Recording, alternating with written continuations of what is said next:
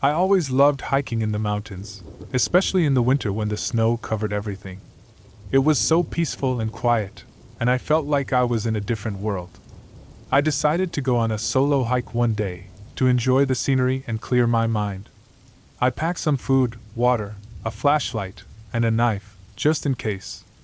I also brought my phone, but I knew there was no signal in the area. I started my hike early in the morning, following a well-marked trail. The sun was shining and the air was crisp.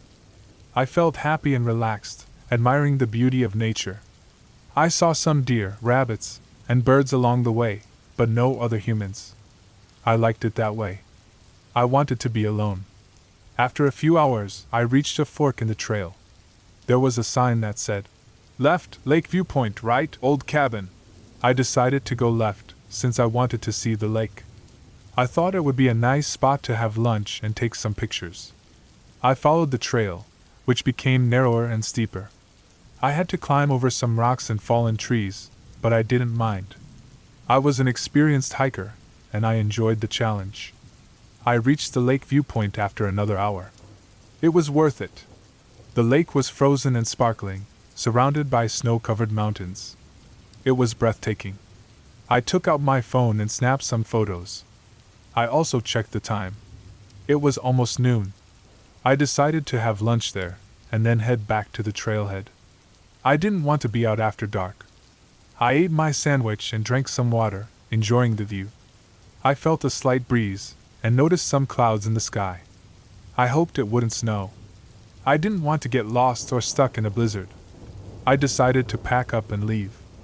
I put on my backpack and turned around, ready to go back the way I came. But there was no trail. I blinked, confused. Where did the trail go?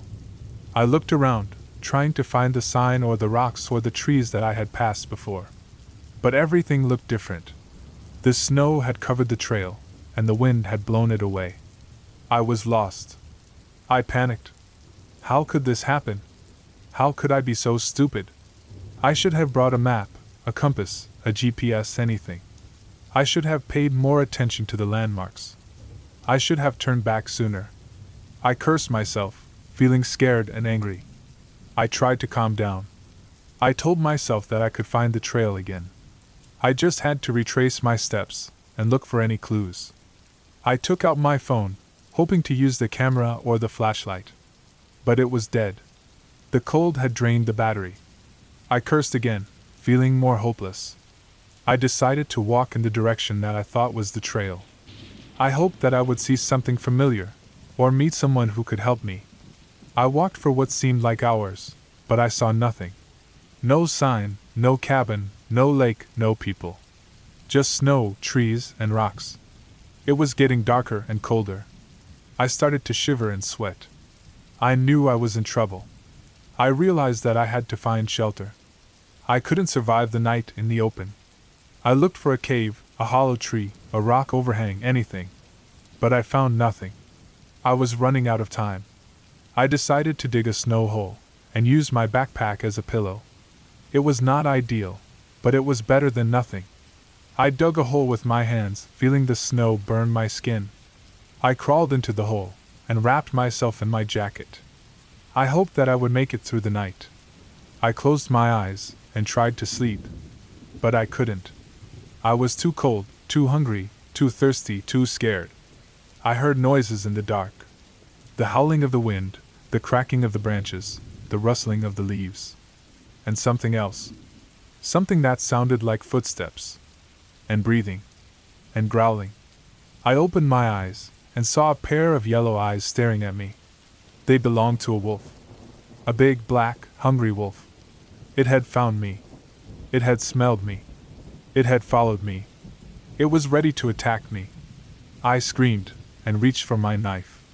But it was too late. The wolf lunged at me, and bit my arm. I felt its teeth sink into my flesh, and its claws scratch my shoulder. I felt its breath on my face, and its saliva on my wound. I felt its weight on my body, and its hunger in its eyes. I felt pain and fear and despair. But I also felt anger and adrenaline and survival. I fought back and stabbed the wolf in the chest. I felt its blood spurt out, and its heart stopped beating. I felt its grip loosen, and its body fall. I felt relief, and shock, and disbelief. I had killed the wolf. I pushed the wolf off me, and crawled out of the hole. I looked at the sky, and saw the first rays of dawn. I had made it through the night.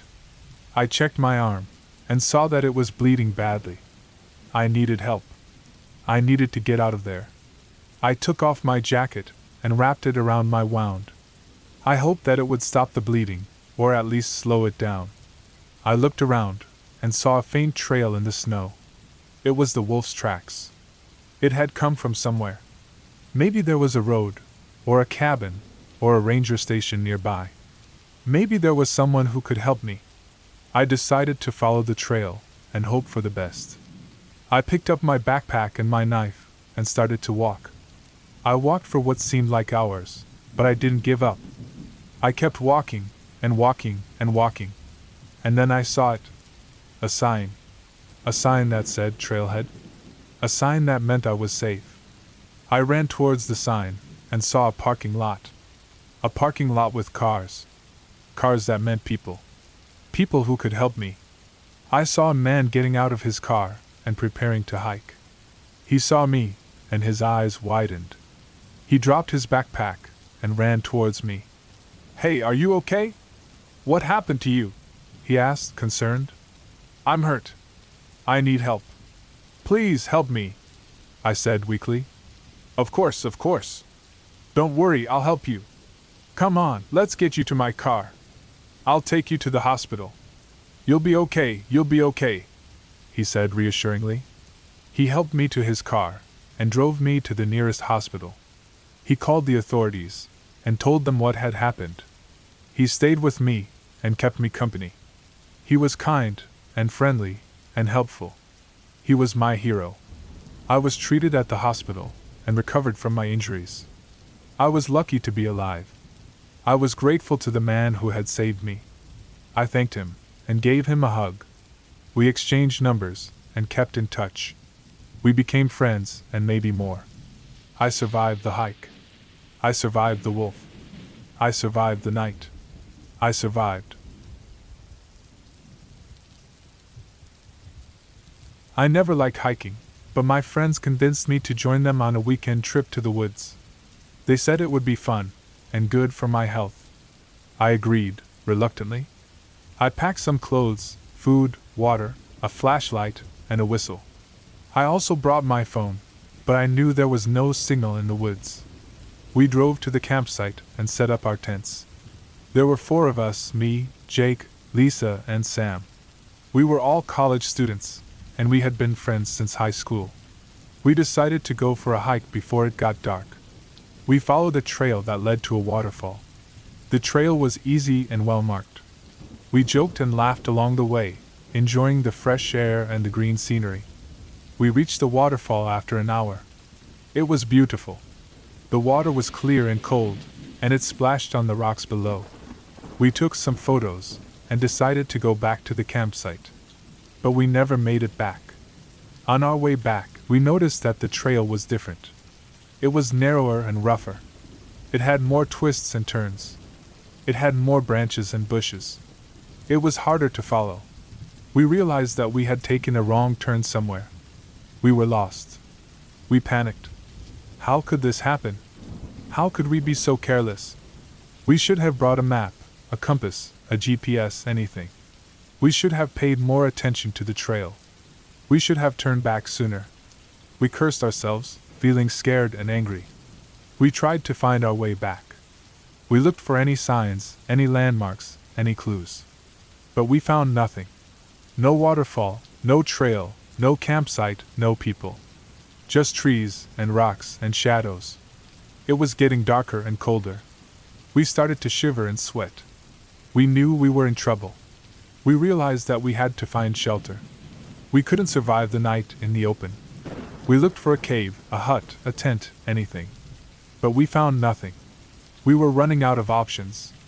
We decided to make a fire and use our clothes as blankets. It was not ideal, but it was better than nothing. We gathered some wood and used our lighter to start a fire. We huddled around the fire and wrapped ourselves in our clothes. We hoped that we would make it through the night. We closed our eyes and tried to sleep, but we couldn't. We were too cold, too hungry, too thirsty, too scared. We heard noises in the dark. The crackling of the fire, the rustling of the leaves, the snapping of the twigs. And something else. Something that sounded like footsteps. And breathing. And growling.